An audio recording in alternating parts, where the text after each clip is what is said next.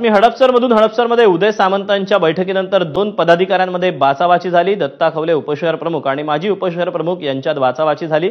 उदय सामंत यांना भेटण्यावरून पदाधिकाऱ्यांमध्ये वाद झाल्याची माहिती आहे।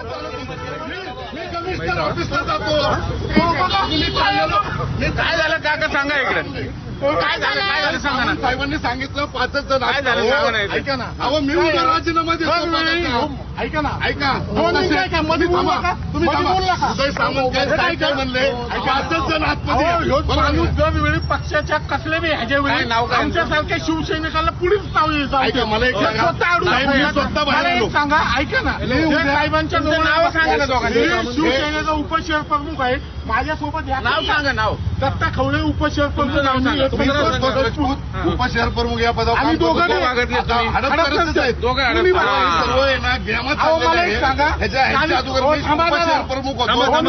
चाललो होतो माझ्या हाताने धरून